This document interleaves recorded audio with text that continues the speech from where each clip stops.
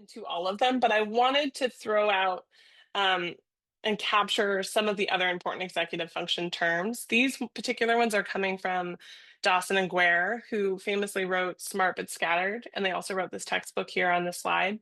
They have great strategies for supporting executive function. And I think on this list, what's helpful to me is you're going to see terms that are probably likely familiar, like time management, planning, organization. Those are often referenced, I think, when people talk about executive function. And students really, we see it all the time in class that they're struggling to manage their time or meet deadlines or make and then follow through on a plan, and have some sort of an organized approach to materials. You know, and we can definitely see struggling to sustain attention necessary to do all the things I just listed. So I think some of those are ones that get thrown around a lot and are talked about a lot. But I think on this list, you'll also notice maybe less commonly referenced executive functions like task initiation, goal directed persistence, self monitoring, and metacognition. So I wanted to just take a minute to talk about those because I think they are helpful terms to consider when thinking about executive function. Um, I already sort of talked about activation, but it is important to note that just that first stage of initiating a task can be so challenging for our students, especially again, if it's something that's really complicated, multi-step, or if there's something else that's really calling their attention and desire to do something else. I also love goal directed persistence as a term because it brings to light the importance of setting goals, of visualizing a path to those goals, and persisting when we inevitably encounter roadblocks on the way to those goals. So I really like that term as thinking through how students might struggle to get something done. Self-monitoring is all about how we bring awareness to our own behavior and shift what we need to.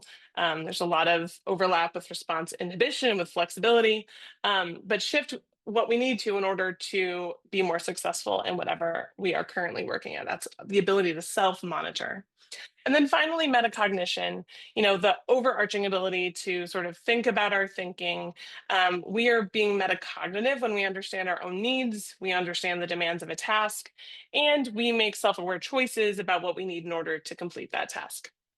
So all of these also go into executive function. So when we think about executive function and, that orchestra, there's a lot, of, instruments being played in the orchestra.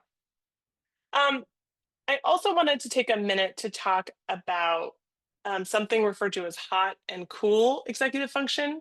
A lot of, Zalazzo, who's listed here, has done a lot of really interesting research on this idea.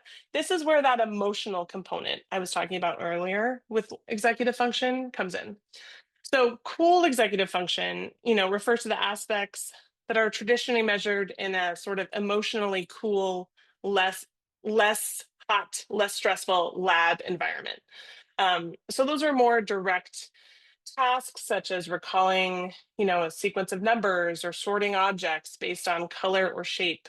Um, so a famous example of that is the dimensional card sort, where students have to kind of be able to shift gears between different rules when sorting cards by color or shape.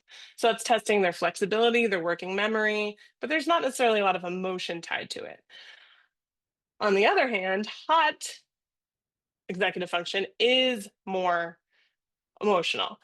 So it's aspects of EF that are needed in, quote, motivationally and emotionally significant situations in the wild, which I like that phrase they use. In the wild basically means at home or at school. So children may perform well on, say, a cool executive function task, but then struggle in real life scenarios where things are a little bit more hot or charged. Um, so again, when you think about that marshmallow test example, there was a really cool study that looked at if you give the marshmallow test to children, but you act like it's happening to someone else. So you say to a child, okay, that person over there, can eat one marshmallow now or wait and eat two marshmallows later, what should they do? The child is able to say, well, logically it makes sense to wait and then you get more marshmallows. And then they say, okay, now you child, here's one marshmallow, you can eat it now, or two, you can eat it later. And the child will still struggle to wait for later. They want to eat that marshmallow now. They struggle to inhibit the response to eat the thing they desire in that moment. So just kind of showing how the emotional charge can really impact how we think through and move through um, a task or something we're trying to do. Um, there was a really great example of how hot executive function can sneak into, can kind of exist in a task we might not expect it to. So if you tell a young child to pick up toys in their room, in the hallway, and the living room before they can go out and play, that seems like maybe a simple set of directions. But if you view it through both hot and cool executive function, the cool EF demands in that they have to remember the three locations and the rules. They have to keep them and hold them in their mind. They have to monitor their progress as they go. And then if you bring in the hot demands, they also have to like overcome the desire to play with the toys instead and the desire to go outside and play. And that all makes it hard to focus on the task at hand. So something that has a lot of cool components becomes hot because there's other things the student might want to do. Um, so coming back to Sabine Doble on the slide, she talks about how context really matters. So the context of where the task is happening is important. So if you're in a stressful situation, that context is going to impact your executive function. Um, and the last thing I want to say about this is that this is coming from Anita, oh, I can't remember her first name, Diamond, who's a researcher. And she talks about how EFs are the first to suffer and the most to suffer if you're stressed, sad, lonely, sleep deprived, or not physically fit. And by that, I think she just means not getting any physical activity. I like to bring that up because we know how frequently our students are struggling with many of those things. They're certainly struggling to get enough sleep, especially as they get up to middle and high school.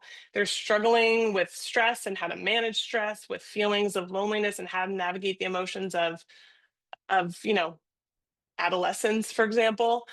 And all of that's going to take a hit on their executive functions. They will suffer because of all of those things. So I just think that's really great for us as educators to be aware of. Now, I'm not saying we shouldn't have hot tasks in our classrooms. Honestly, it's essential that we do because our students need practice with it. But I think we should be aware as teachers when a task is hotter or might create more stress and therefore impact students' ability to effectively move through the steps we might have in mind. And I think it's helpful for us because then we understand the behaviors we might see from the students.